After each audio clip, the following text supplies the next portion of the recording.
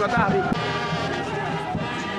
Père, notre Roi, qui est comme toi, fidèle à ta réputation, fidèle à ton alliance, fidèle envers ton peuple. Il t'a plu de rassembler en ce lieu tes enfants du district de Dabo. Tous ensemble en ce lieu afin de nous enseigner, de nous apprendre, de graver dans nos cœurs ce que tu attends de nous en tant que rôle, en tant que responsabilité, en tant que ce que nous devons faire dans ton Église, l'Église où tu nous as placés.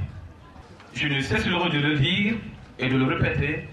Merci pour cette invitation. Avoir le privilège de s'adresser à la jeunesse, c'est une responsabilité grande. C'est une responsabilité qu'il faut prendre à sa juste mesure, car la jeunesse, c'est non seulement le présent, mais la jeunesse, c'est l'avenir. Vous êtes l'avenir. Vous incarnez dès maintenant ce que cette Église sera demain, après-demain et dans les jours et les années qui viendront. Vous comprenez donc qu'il faut que dans notre causerie, des repères soient donnés. Et c'est pour cela que vous m'avez appelé, pour savoir quelle attitude adopter, quel rôle jouer, quelle fonction occuper, quelle pensée avoir en tant que membre de l'Église de Dieu, en tant que membre de l'Église protestante, méthodiste de Côte d'Ivoire. Oh, c'est quelque chose d'exceptionnel. Cette réflexion ou cette question me ressemble, et je peux la comparer à la prière qu'un jeune homme fit dans la Bible. Un jeune homme qui a accédé au trône très jeune, et dans sa jeunesse, il nous a dit que Dieu lui est apparu. Et Dieu lui a posé une question: que veux-tu que je fasse pour toi? Demande. Alors le jeune homme, ce jeune homme qui nous a laissé ce bel exemple, il dit à Dieu: Seigneur, ton royaume est très grand, ton peuple est merveilleux. Ce que ton serviteur demande, c'est que tu lui accordes la sagesse pour pouvoir diriger ton peuple de la manière qui te fait plaisir.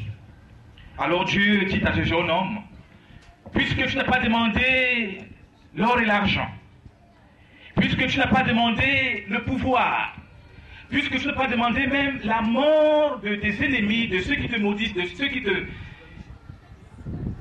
portent des pièges, non seulement je vais te rendre intelligent et sage plus que tout individu qui a existé avant toi et après toi, mais je vais même te donner ce que tu n'as pas demandé.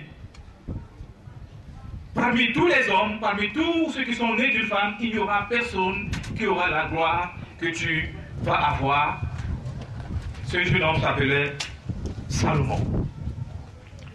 Alors lorsque vous venez devant Dieu et que vous adressez comme requête la volonté de savoir quel est le rôle que Dieu attend de vous, que Dieu vous a confié dans son Église, en tant que jeune, bien-aimé, je peux vous dire que vous êtes sur le bon chemin. Vous êtes sur le bon chemin. Le train est sur les rails.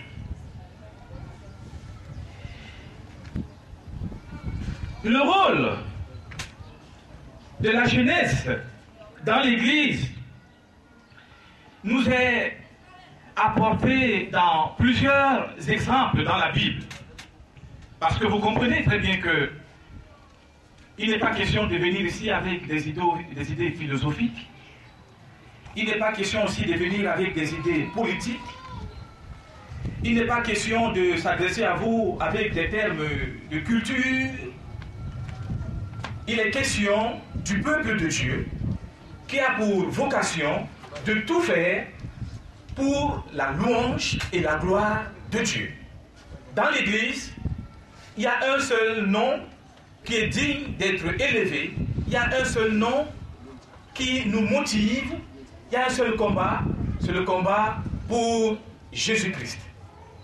Alors, je dis donc qu'il faut qu'on se focalise ou bien qu'on s'inspire de l'histoire de la Bible. Parce que c'est la seule qui est certaine, c'est la seule qui est solide, c'est la seule qui est véritable. La Calvin, Augustin, Luther, vous avez renoncé à cela? Non.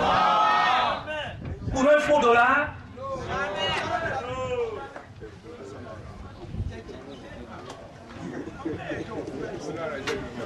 Daniel et ses compagnons vont prendre une résolution. Moi et ma maison, nous servirons l'Éternel. Jeunes, s'il vous plaît, Dieu attend de vous aujourd'hui la résolution. Et ça peut se prendre à l'âge de 15 ans. Donc ne dites pas que je suis jeune. Et ça peut se prendre lorsqu'on est à Babylone, en pleine situation difficile. Certains peut-être parmi vous ont perdu un poste, ont perdu un avantage. Mais regardez Daniel.